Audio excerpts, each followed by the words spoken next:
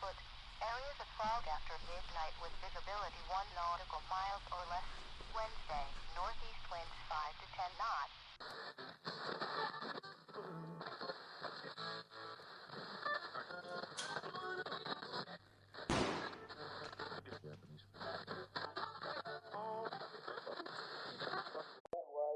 When we look at this journey, it actually begins early on when we were born.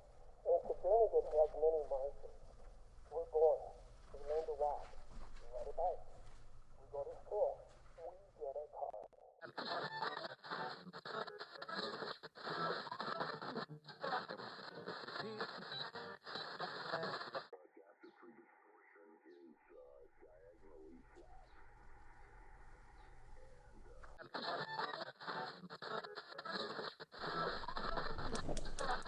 For God so loved the world, he gave his only begotten Son, that whosoever believeth in him should not perish but have everlasting life. For God sent not his Son into the world to condemn the world, so that the world through him might be saved. He that believeth on him is not condemned, but he that believeth not is condemned already, because he hath not believed in the name of the only begotten Son of God.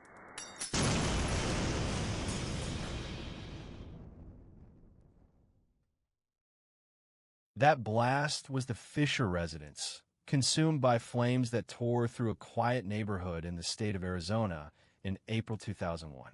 Within minutes, the house was reduced to rubble, and inside the wreckage lay the bodies of Mary Fisher and her 2 children, Brittany and Bobby Fisher. At first, neighbors believed they had witnessed a tragic accident, a gas leak that had turned into disaster. But as investigators combed through the ruins, the truth became impossible to ignore. The family had not been the victims of misfortune. They had been murdered in their beds before the house was deliberately rigged to explode. And the man behind it all, Robert William Fisher, had already vanished into the night. The explosion was so violent that residents blocks away reported being jolted awake, their windows rattling from the force. Flames clawed at the sky, while thick smoke poured across the neighborhood. People spilled out into the street, some in shock, some screaming, and others fumbling for their phones to call emergency services.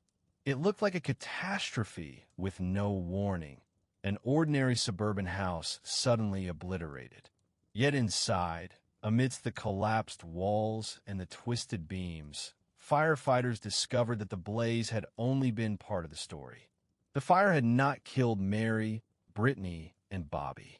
Something far more sinister had happened before the flames were ever lit. Robert Fisher, the husband and father, was nowhere to be found. In the hours immediately after the explosion, his absence raised little suspicion. It was possible, at least in those first moments, that he had perished in the blast or had been away from home when disaster struck. But soon, the evidence painted a darker picture. There were no signs of forced entry. The family's throats had been cut. Mary had also been shot in the head. And then, the house had been flooded with natural gas, the pilot light set to spark a deadly explosion meant to erase the crime. What remained was a carefully staged scene designed to destroy everything, except, of course, for the fact that Robert Fisher was gone. The violence of that night would launch one of the longest and most frustrating manhunts in modern American history. Fisher, like Jason Derek Brown, whose story we explored previously, would go on to share a place on the FBI's 10 most wanted list. But his crime was of a different nature. It was not a heist in a parking lot or a robbery gone wrong. It was intimate, domestic, carried out within the supposed safety of home. And it was this intimacy that made the case so chilling. To understand how the night of the explosion came to be, we need to step back into Robert Fisher's life. Long before his name appeared on wanted posters and FBI lists, he was, on the surface, an ordinary man living in suburban Arizona. Born in 1961, Fisher grew up in a household that fractured when he was still young. His parents divorced, and the experience left a mark on him that those close to him would later say never truly healed. Friends and family recalled that Robert often spoke about the impact of divorce on his childhood, the sense of abandonment and instability it created. He carried those feelings with him into adulthood, vowing that his own children would never have to endure the same. In 1987, Robert married Mary Cooper. Together, they built a family that, to outsiders, appeared normal enough. A husband, a wife, 2 children, a modest suburban home. They had a daughter, Brittany, born in 1989, and a son, Bobby, born in 1991. Their lives followed familiar suburban rhythms. Robert worked as a surgical catheter technician, though over the years he also held jobs as a firefighter and respiratory therapist.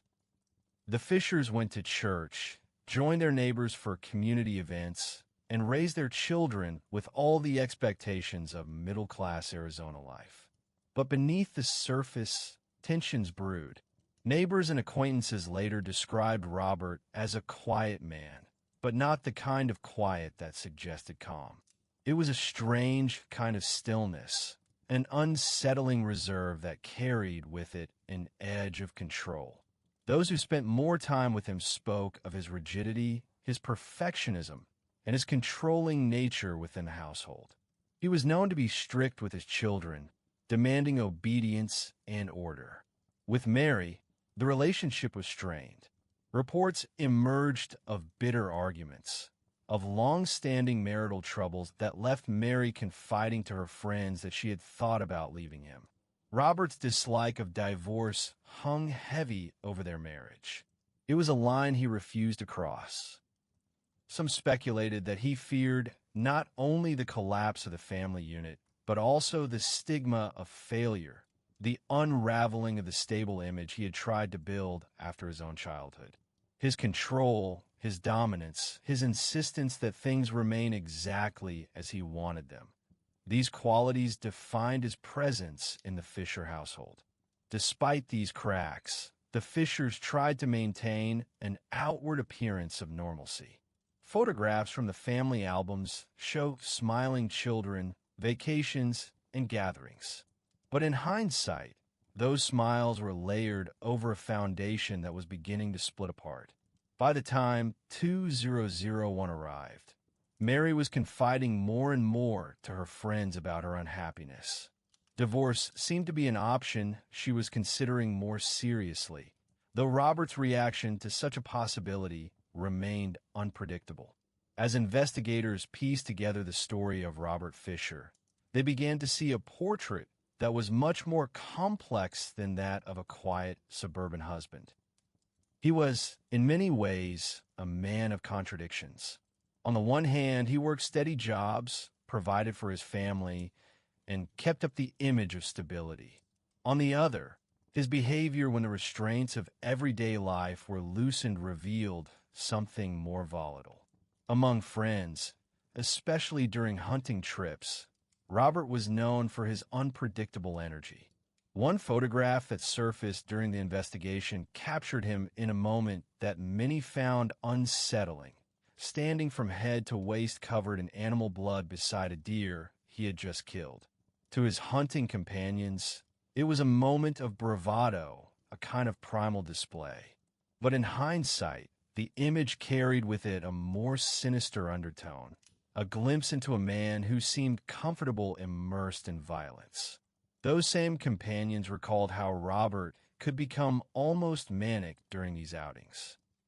While others approached hunting with patience and discipline, Robert would sometimes leap out of the vehicle in bursts of excitement, firing his gun into the air, acting less like a careful hunter and more like someone intoxicated by the sound and power of the weapon in his hands. It was behavior that unsettled some of his friends, a wildness that seemed out of place against the image of the subdued, almost distant man they knew back in town. At home, that same volatility simmered beneath the surface.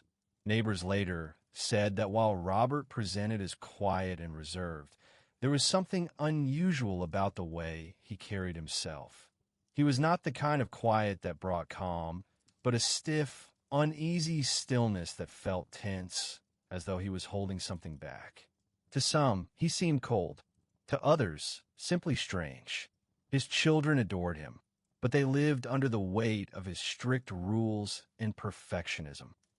Mary, his wife, bore the brunt of his controlling nature, sometimes finding herself isolated and unsupported as she tried to navigate their marriage. The contrast between the Robert Fisher seen in public and the one glimpsed in more private moments was stark. In the church pews, he was composed, polite, the picture of a conservative father. In the wilderness with a rifle in his hands, he was reckless, even dangerous. These contradictions painted the outline of a man who contained both a need for control and a capacity for chaos, qualities that would ultimately collide in the most destructive way possible. By early 2001, those who knew the Fishers understood that the marriage was under deep strain. Mary confided to friends that she had considered leaving Robert, that she had thought of divorce, though she feared his reaction. And in private conversations, she admitted she believed he would never allow it, that his hatred for the idea of divorce was too strong. That fear was not misplaced. Robert's childhood, marked by the separation of his parents, left scars that shaped his views of family. The thought of his own children, Brittany and Bobby, growing up in a broken home seemed to be something he could not tolerate. Whether out of anger, pride, or desperation, he was determined that it would not happen. In the weeks before the murders, the cracks in the Fisher marriage were widening into chasms. Mary had grown weary of the constant tension, the arguments that circled back again and again to Robert's control and his inability to bend. Friends later recounted that she was seriously considering divorce, though the decision was not one she made lightly. Divorce, after all, was the very word Robert despised. He had told others in no uncertain terms that he would never allow his children to go through what he had endured as a boy when his own parents separated. To him, divorce was not just a failed marriage. It was a betrayal of the very foundation of family, a scar that once inflicted could never heal. But Mary had reached a breaking point. She confided to close friends about her unhappiness, her sense of being trapped in a relationship where her own voice was drowned out by Robert's control. She admitted she wanted out, though she feared what that decision might provoke. At one point, Robert invited her on a trip to a cabin in the mountains, framing it as an opportunity to talk, to reconcile, to try again. Mary considered the invitation, but her friends urged her not to go. They feared his temper, his unpredictability, and what he might do in such an isolated place. She listened to their warnings. She stayed home. There were also whispers of infidelity, suspicions that Mary may have been considering an affair or had at least confided in others about her loneliness in the marriage. Whether or not those suspicions were true, they became part of the volatile mixture that defined the Fisher household in those final weeks. For a man as controlling and as image-conscious as Robert, even the suggestion of betrayal would have been enough to stoke his anger. To the outside world, the Fishers still looked like a family in motion, attending church, driving their children to school, engaging in the rituals of suburban life. But inside their home, the atmosphere was heavy. Robert's friends noticed the strain in his demeanor. Mary's friends noticed the weariness in hers. Both seemed locked in a battle of wills, one refusing to let go of control, the other desperate to escape it. By April 2001, Mary was telling her confidants that she was preparing to end the marriage. Divorce was no longer an abstract thought. It was a real possibility. And if Robert knew it, and there is every indication that he did, then the stage was set for the terrible night to come. On the night of April 9th, 2001, the Fisher household appeared quiet from the outside. It was a Monday night, and like so many others in the neighborhood, lights went out as families settled into their routines and drifted off to sleep. Inside the Fisher home, Brittany, 12 years old, and Bobby, 10, went to bed in their rooms. Mary likely prepared for bed herself, perhaps unaware of the storm that was about to break. Sometime in the dark hours of the early morning, Robert Fisher moved through the house with deadly purpose. Investigators believe Mary was attacked first. She suffered a deep slash across her throat, and in the violence of that moment, Robert also pressed a gun to the back of her head and pulled the trigger. The blast of the shot would have echoed through the house, but whether Brittany and Bobby stirred is uncertain. What is known is that Robert turned to them next, making his way into the rooms where his children lay asleep. Their throats were cut as they lay in their beds. There was no sign of struggle, no chance to cry out or fight back. In a matter of minutes, the family was dead. With his wife and children murdered, Robert began the second stage of his plan. He moved through the house, opening the natural gas lines, flooding the interior with fumes. He knew that if the house were destroyed, perhaps investigators would not immediately see the truth. To make sure the explosion happened, he left the pilot light primed to spark. And with that, he walked out, leaving his family behind a home that had been turned into a death trap. At 8:42 that morning, the house erupted. The explosion tore the structure apart, sending fire leaping into the air and rattling windows across the neighborhood. Neighbors rushed outside to see the Fisher residence engulfed in flames. Some screamed, some grabbed their phones, and soon emergency services were on their way. To those who saw it, it looked like a tragic accident, a gas leak that had ignited with horrific force. But inside the rubble, firefighters would soon make a discovery that told a different story. When the flames were beaten back and rescuers moved into the wreckage, they found the bodies of Mary, Brittany, and Bobby Fisher. The burns were severe, but the wounds were undeniable. These were not victims of fire or smoke inhalation. Their throats had been cut. Mary had also been shot in the back of the head. The explosion had not killed them.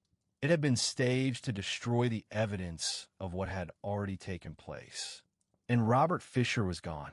In the hours after the explosion, as firefighters battled the blaze and investigators sifted through the wreckage, Robert Fisher's absence quickly became more than a coincidence. Search teams found no trace of him in the house, no sign that he had been caught in the explosion.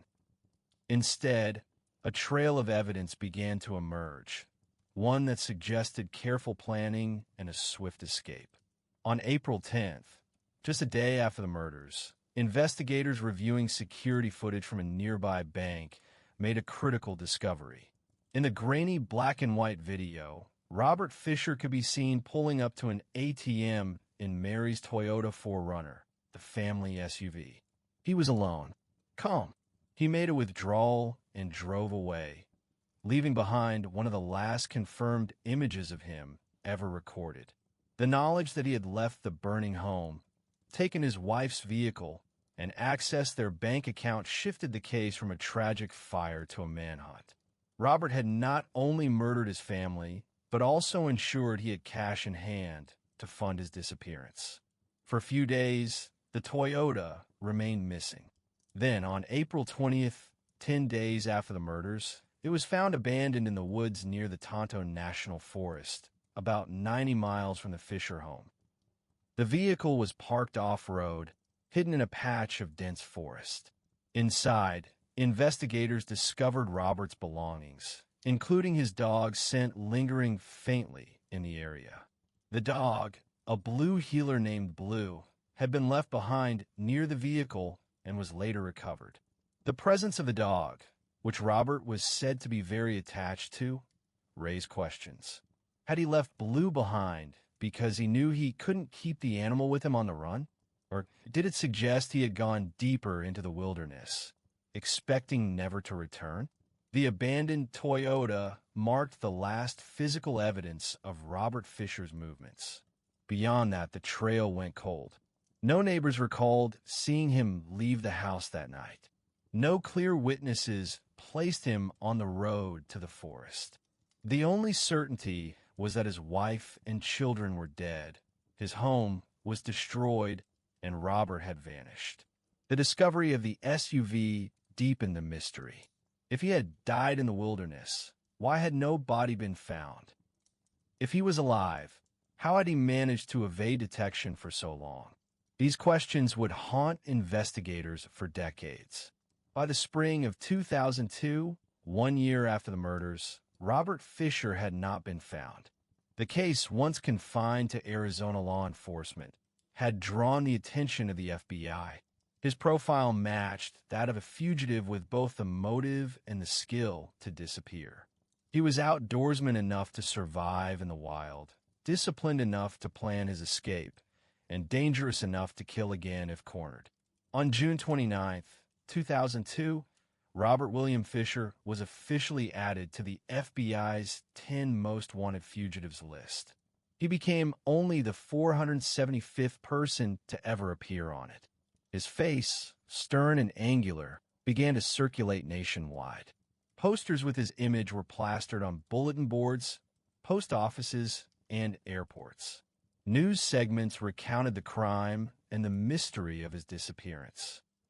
The FBI described him as armed and extremely dangerous, a man who could be hiding in plain sight or surviving in the wilderness beyond the reach of law. The list brought attention, but it did not bring Robert Fisher. Over the years, investigators received thousands of tips, some pointing to remote corners of the United States, others claiming he had fled the country entirely. In 2004, agents in Canada investigated a lead suggesting Fisher might be hiding there, but nothing came of it. In 2008, a possible sighting placed him at a zoo, though it was never fully verified. Each lead raised hopes and drew headlines, only to fizzle when the evidence fell apart. The mystery of his survival became its own obsession. Some believed he had died in the Tonto National Forest soon after abandoning the Toyota. Others speculated he had assumed a new identity, perhaps slipping into small-town life somewhere far from Arizona. His survival skills, honed by years of hunting and time in the wilderness, made either option possible. He could have perished in the desert heat or lived for decades, just beyond reach. For nearly 20 years, his name remained on the 10 most wanted list, a constant reminder of the unfinished case. Then, in 2021, the FBI quietly removed Robert Fisher from the list. Officials explained that the removal was not because they believed he had been captured or killed, but because other fugitives now represented more urgent threats. The case, they stressed, remained open. But after 2 decades, Fisher's place on the list had been retired. His file moved into the long shadow of unsolved mysteries. As the years passed, investigators, psychologists, and even those who had once known Robert Fisher tried to make sense of what kind of man could commit such a crime.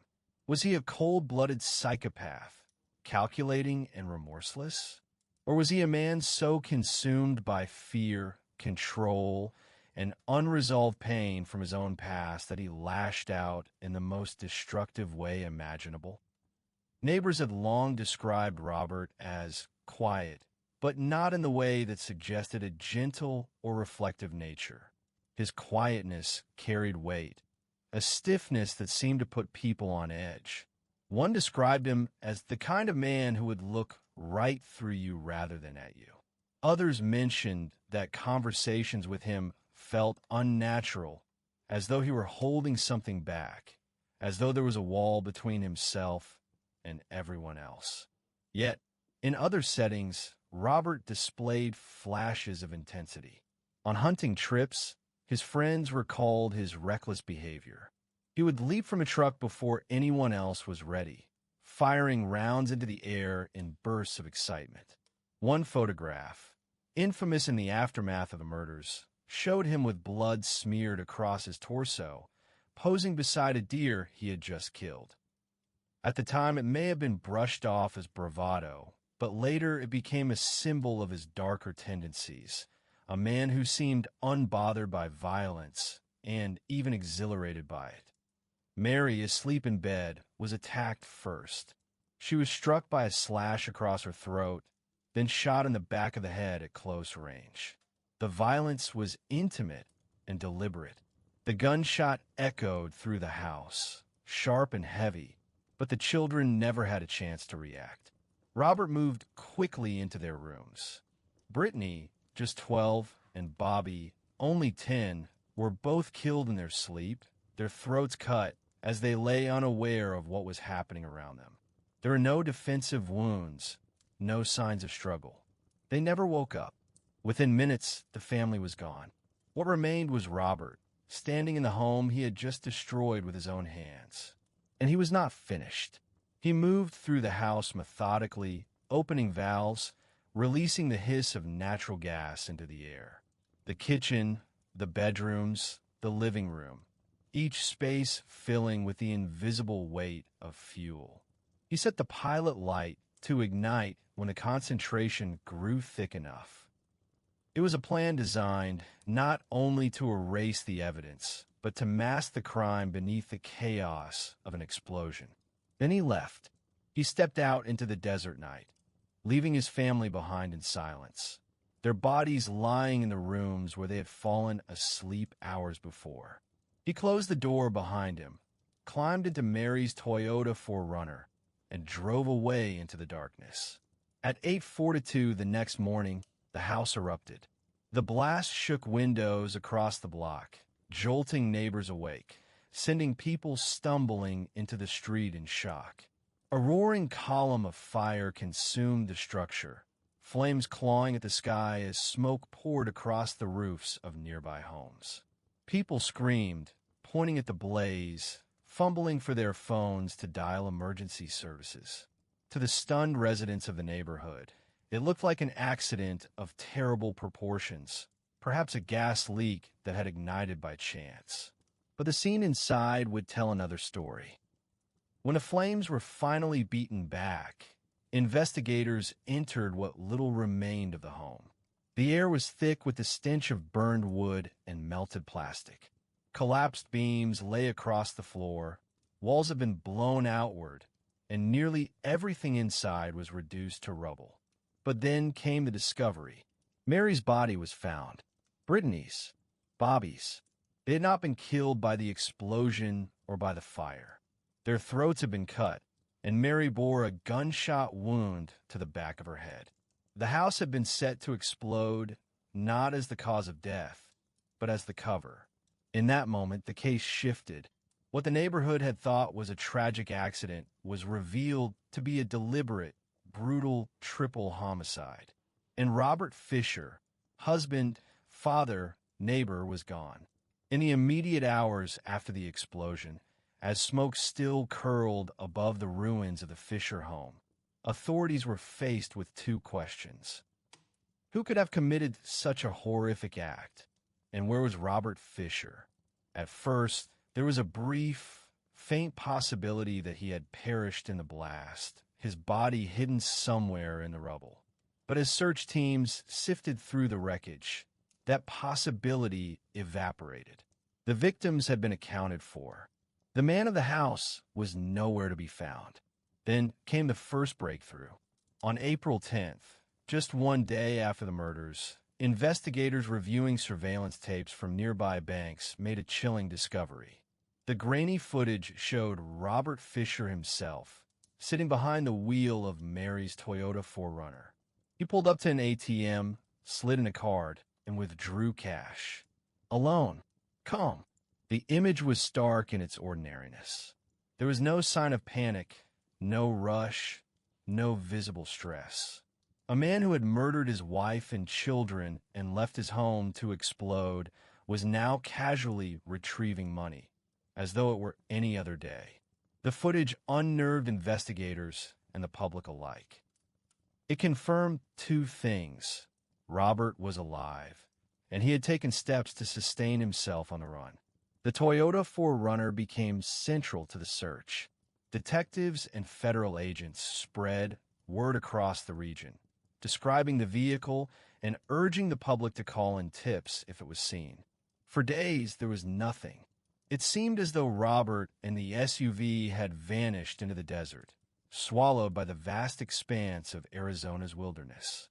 Then, on April 20th, 11 days after the murders, the Toyota was found.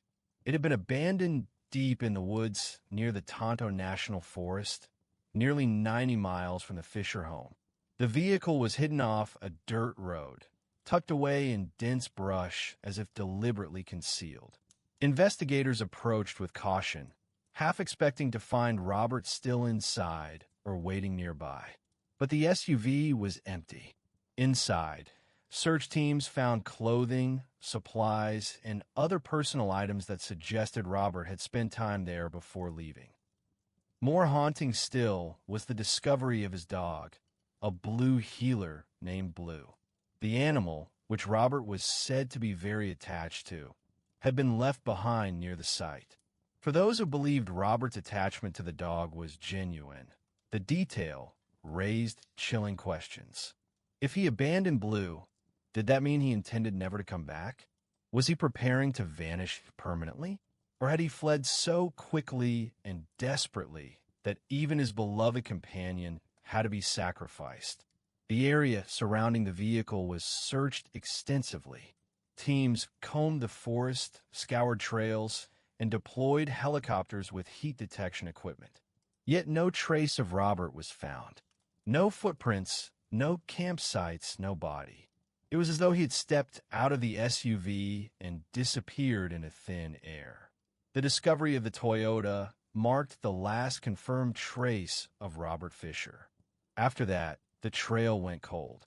For investigators, it was maddening. For Mary's grieving family, it was torture. And for the public, it was the beginning of one of the most enduring mysteries in American criminal history. By the spring of 2002, one full year after the murders, the case had already stretched beyond Arizona. Local investigators had exhausted the immediate leads, combing through forests, canyons, and remote desert trails in search of Robert Fisher. The abandoned SUV had been studied from every angle. The ATM footage played and replayed until it was seared into memory, but no new trace had appeared. And so the case moved into the hands of the FBI. On June 29, 2002, Robert William Fisher's name was added to one of the most infamous lists in law enforcement, the FBI's 10 most wanted fugitives. He was the 475th person to ever appear on it. That list, reserved for the most dangerous and elusive criminals in the nation, carried with it a level of notoriety that few others would ever know. Fisher's face, a tight-lipped, almost stern expression, his jaw set, his hair cropped close, began to circulate across the country. Posters went up in post offices, train stations, airports, and gas stations. His profile was broadcast on news segments, often accompanied by a description that was both simple and chilling, armed and extremely dangerous. Viewers at home saw the photograph and learned the story of the Arizona man who had murdered his wife and children, blown up his own home, and vanished without a trace. The FBI offered a reward for information leading to his capture. Phone lines buzzed. Tips poured in from across the country. Some claimed to have seen him in small towns, others in bustling cities, and still others far beyond America's borders. In Canada, authorities pursued leads suggesting Fisher might have slipped across the northern border, perhaps living under a new identity. In Europe, rumors emerged that he was hiding among expatriates. None of these leads bore fruit. In 2004, investigators pursued one of the more promising tips. A man in Canada resembled Robert Fisher closely enough that it sparked a serious inquiry. For a brief time, it seemed as though the fugitive father might finally be in custody. But DNA and fingerprint comparisons proved otherwise. The man was not Fisher. Once again, the trail evaporated into nothing.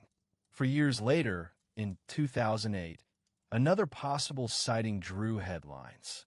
This time, it was reported that Fisher had been spotted at a zoo. The claim, like so many before it, was never verified. Investigators remained cautious, always weighing the possibility of confirmation against the countless false alarms they had received. For every sighting that made the news, there were dozens more phoned into tip lines, each one a flicker of hope that ended in disappointment. The FBI's profile of Fisher painted him as a man capable of survival in almost any environment. He was skilled in hunting and outdoor life, comfortable in the wilderness, and familiar with firearms. Some agents speculated that he might be living off the grid, tucked away in remote forests or deserts, sustaining himself with the same resourcefulness he displayed on hunting trips. Others believed he had assumed a new identity, blending into the anonymity of a distant city, perhaps working cash jobs and avoiding all official systems. What united all these theories was one unshakable fact. No one knew for certain. Robert Fisher had become a ghost, his name attached to a horrific crime, his image plastered in public spaces, but his presence never confirmed. The longer he remained at large, the more the mystery deepened. Was he alive, or had he succumbed to the wilderness years earlier, his body hidden where no one would ever find it? For nearly 2 decades, Robert Fisher's name stayed on the 10 most wanted list. He became one of its longest-running occupants, a constant reminder of a case that refused to be solved. His presence on the list ensured that his face remained familiar to millions, that his crime was never forgotten, and that the search, no matter how cold, never entirely stopped. When a man vanishes after committing such a brutal act, the world inevitably turns to questions of why. What kind of person could kill his wife, his daughter, his son, and then calmly disappear into the night? Was Robert Fisher a cold, remorseless predator, or was he a man so broken by fear and control that he chose annihilation over shame? The answers were not simple, and those who had known him in life described a portrait that was unsettling in its contradictions. To his neighbors, Robert was quiet, but not in a way that made people feel at ease. His silence was not the stillness of reflection, but the stiffness of someone holding back. One neighbor described it as the kind of quiet that made you want to look away first, as though standing in his presence demanded submission. He wasn't unfriendly, but neither was he approachable. People said he rarely smiled, and when he did, it seemed forced, mechanical. Small talk with him was difficult, often ending abruptly, leaving the other person to carry the weight of the conversation. Mary, by contrast, was outgoing and approachable, which made the imbalance all the more noticeable. At gatherings, she carried the flow of conversation while Robert stood at her side, nodding occasionally, his eyes scanning rather than engaging. Friends sensed that Mary often adjusted her tone, depending on whether Robert was near, softening her words, picking them more carefully. It was subtle, but over time, the subtlety became unmistakable. In other settings, Robert's quietness cracked open in jarring ways. On hunting trips with friends, he displayed bursts of reckless energy that seemed out of place with his otherwise rigid demeanor. While others loaded rifles carefully, checked their gear, and prepared for the patience hunting requires, Robert sometimes exploded out of the vehicle, rifle in hand, firing shots into the air with a kind of wild glee. His friends laughed nervously, unsure whether to see it as excitement or as recklessness. But it left an impression, a man who could flip a switch, a man who didn't always carry the restraint he demanded from others. Then there was the photograph. After the murders, investigators found an image of Robert standing over a deer he had killed, his torso smeared with blood from his head down to his waist. It was the sort of picture hunters sometimes take, a trophy image of a successful kill. But this one carried a disturbing edge. The blood covered him entirely, a macabre display that made him look less like a hunter and more like a man reveling in violence itself. For many, it became a symbol of who Robert Fisher really was. Someone who could cross a line without hesitation. Someone who felt no discomfort in blood, death, and the rawest displays of dominance. Psychologists who studied the case offered different interpretations. Some argued that the crime bore the hallmarks of psychopathy, a lack of empathy, cold calculation, and a willingness to destroy others without remorse. They pointed to the fact that he killed his children in their sleep, that he methodically staged the gas explosion, that he withdrew money calmly the next day, as if nothing had happened. These, they said, were the actions of a man who felt no guilt, no humanity toward those closest to him. Others, however, hesitated to put the full weight of psychopathy on him. They argued instead that Robert was a man twisted by his past, particularly his parents' divorce. He had carried that wound for decades, repeating to anyone who would listen that he would never let his children live through the same pain. In that view, the murders were not simply about control, but about a warped sense of protection, a belief that if his family could not remain whole, then they would not exist at all. It was not compassion, but it was not the detached cruelty of a true psychopath either. It was a distorted logic, a decision to impose finality rather than accept loss. Still others suggested a blend of both. Robert Fisher, they argued, was not a man easily placed in a single category. He was quiet, rigid, controlling, and yet capable of wild outbursts. He was attached to his image as a family man, yet seemed to lack the warmth that role required. He carried old wounds, yet inflicted new ones with absolute finality. He was not easily defined, and perhaps that was part of what made him so dangerous and so elusive. For Mary's friends, the psychological analysis was unnecessary. They had seen the way she looked when she spoke of him, the way her voice dropped when she mentioned arguments, the way she hesitated when he entered a room. For them, it was not a question of labels. It was a question of fear, a fear they believed Mary carried even as she continued to live under his roof. And for investigators, whatever his psychological profile may have been, the truth was the same. Robert Fisher had murdered his family. He had destroyed his home, and he had vanished into the world, leaving behind nothing but questions. For Mary's family, the shock of April 2001 never really ended. In the days immediately after the explosion, they were forced to confront not just the violent loss of a daughter and 2 grandchildren, but the crushing realization that the person responsible was Robert, the man they had once welcomed into their family, the husband they had trusted to care for Mary, the father they had believed would protect Brittany and Bobby. The betrayal was almost as painful as the loss itself.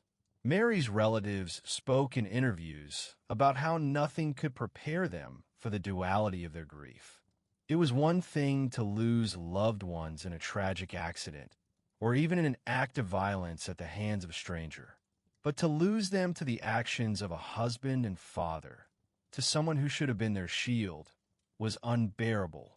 They found themselves looking back over years of holidays, birthdays, and family gatherings, searching for signs they had missed, moments that might have hinted at the storm to come.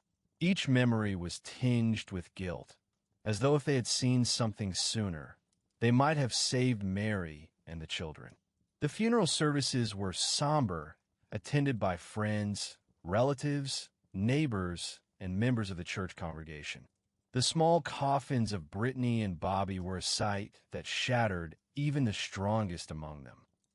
People wept openly, their grief unrestrained, their sorrow magnified by the senselessness of it all. Mary's casket stood beside them, a mother buried with her children, a family cut down in the cruelest way possible.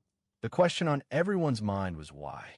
Why would Robert, the man who spoke so often about protecting his children from the pain of divorce, choose to end their lives rather than allow them to live without him? In the neighborhood, the scars lingered. The Fisher home was gone, reduced to rubble by the explosion and fire, but the empty lot remained a visible wound on the quiet street. Neighbors who had once waved to Mary as she carried in groceries now walked past that space in silence, unable to look for too long. Children avoided riding their bikes near the property. Parents struggled to explain to their own kids how such a thing could happen in a house that had looked so much like their own. As months turned to years, the absence of justice became its own torment. Mary's family lived with the knowledge that Robert was still out there somewhere, his freedom a constant insult to their loss.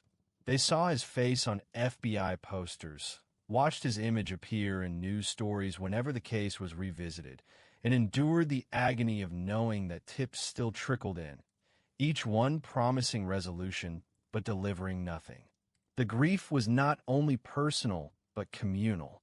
Scottsdale, and Arizona more broadly, carried the weight of the Fisher murders as one of its darkest chapters.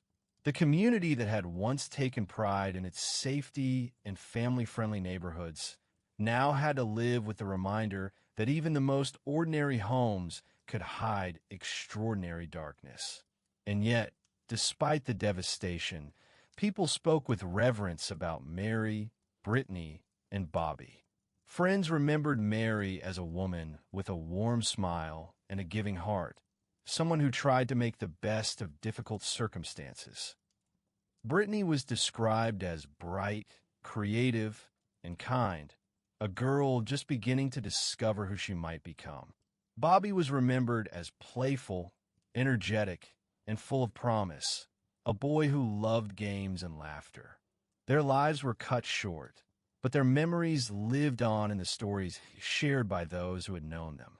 For Mary's relatives, the hardest part was the not knowing, where Robert had gone, whether he was alive or dead, whether justice would ever catch up with him. Every time a news sighting was reported, every time the FBI announced renewed efforts to track him down, hope flared and then dimmed again when the lead collapsed. It was a cycle of hope and disappointment that never truly ended. And as the years slipped by, the tragedy settled into a different kind of permanence. It was no longer just the story of a family destroyed. It was the story of a fugitive who remained at large, a case that seemed destined to remain unresolved. For those left behind, it was an open wound that time could not heal because time had not delivered closure. As the years stretched on, the search for Robert Fisher became less a pursuit of fresh evidence and more a grim exercise in patience. His name remained on case files, his face fixed on posters, his profile repeated in news broadcasts whenever the FBI renewed their appeal to the public. But the longer the years dragged, the more Fisher seemed to transform into a ghost story. Not gone, not caught, just lingering in that uneasy space between the two. In 2004, investigators chased what seemed to be the most promising lead since the discovery of the abandoned SUV. A man in Canada bore such a striking resemblance to Fisher that local authorities arrested him, setting off a brief wave of headlines suggesting that the fugitive father had finally been found. But when the fingerprints and DNA came back, the hope collapsed. The man was not Robert Fisher. The case returned to silence. Other tips arrived sporadically over the years, many of them no more than whispers. Some claimed Fisher had slipped across the Mexican border, building a new life in small coastal towns. Others insisted he was hiding in the dense forests of the American Northwest, living as a survivalist, blending into communities where questions were rarely asked. Still others believed he had died long ago, his remains hidden in some remote canyon or desert ravine that would never be found. Each theory carried its believers, but none could be proven. The FBI profile of Fisher supported almost all of those theories at once. They described him as highly skilled in the outdoors, experienced with firearms, and capable of surviving off the grid. To some, that meant he might still be alive, living a shadow existence away from the reach of law enforcement. To others, it was a reminder of how easily the wilderness itself could have swallowed him whole, leaving nothing behind but silence. For nearly 20 years, Robert Fisher's face stared back from the FBI's 10 most wanted fugitives list. He became one of its longest tenured names, a place normally reserved for drug lords, cartel leaders, and fugitives tied to international networks. Yet Fisher, in his quiet domestic brutality, remained alongside them, a reminder that not all monsters come from distant wars or global syndicates. Some come from houses just down the street. Then, in April 2021, the FBI removed Robert Fisher from a list. It wasn't because he had been caught, nor because they had proof he was dead, but because others now posed more urgent threats. The Bureau stressed that the investigation was still open, but the symbolism of his removal was hard to ignore. After 2 decades, Robert Fisher had slipped into a space even stranger than fugitive life, a kind of purgatory where the trail was so cold, the case so stalled, that his very presence on the list no longer seemed justified. The reward for his capture, once a glittering promise of closure, was never claimed. No one ever delivered the tip that brought him in. No one ever stumbled across his campsite or uncovered his assumed identity. He simply vanished, leaving the wreckage of his family behind and a mystery that endures to this day. Looking back now, more than 2 decades later, the case of Robert Fisher has become something larger than a single crime. It is a story that has haunted Arizona, a wound in the community that never fully healed, and a cautionary tale about how darkness can hide behind the most ordinary walls. The Fisher home, once a place of dinners, homework, and quiet evenings, was reduced to rubble in a single blast, and with it went the lives of Mary, Brittany, and Bobby. For psychologists and investigators, Fisher remains a puzzle.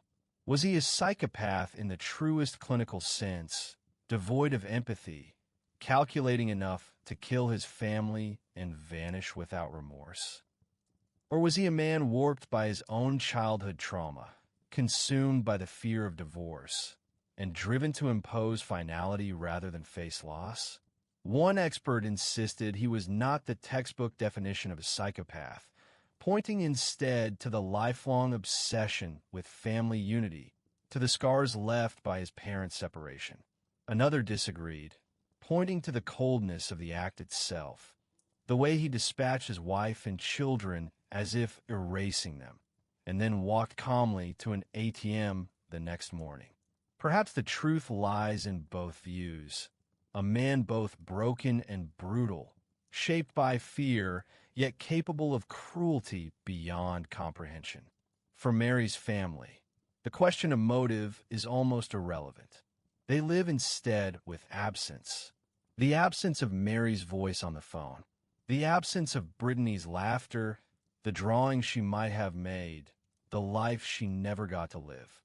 The absence of Bobby's mischief, his games, his future as a teenager and young man. What remains for them is memory, and the sharp ache of knowing those memories will never grow into anything new. For the community, the crime carved a scar across Scottsdale and beyond. Neighbors who once trusted in the safety of their cul-de-sacs were reminded that appearances can lie.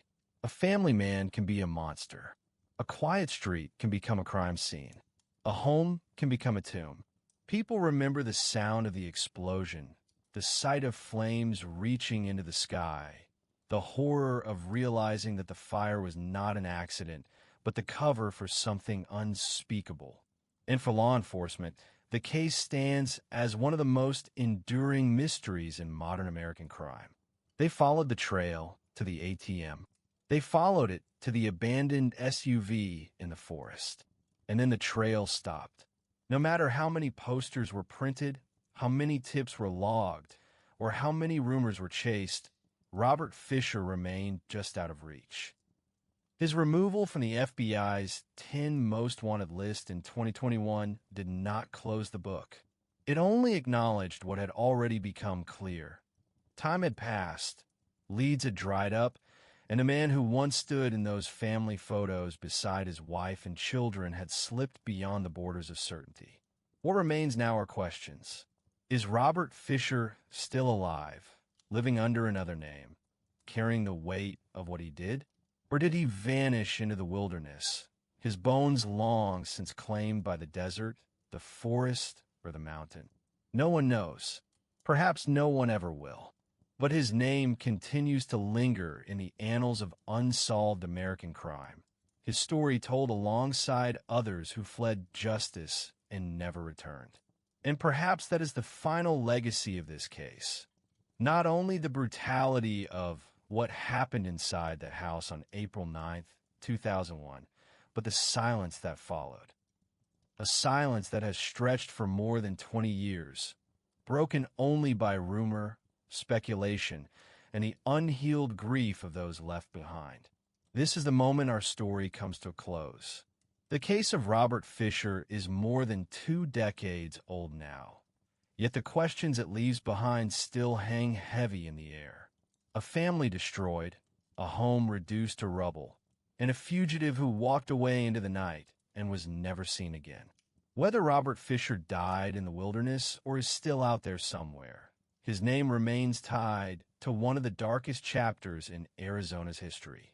Thank you for listening to the story of Robert Fisher, a father, husband, and fugitive who became the subject of one of the most enduring manhunts in the United States. If you found yourself drawn into this unsettling account, feel free to explore more captivating stories from the True Crime series, right here on this channel. Each one is told slowly, carefully, and with the same attention to detail, so you can drift into the shadows of history. Until then, be well and sleep tight. Good night.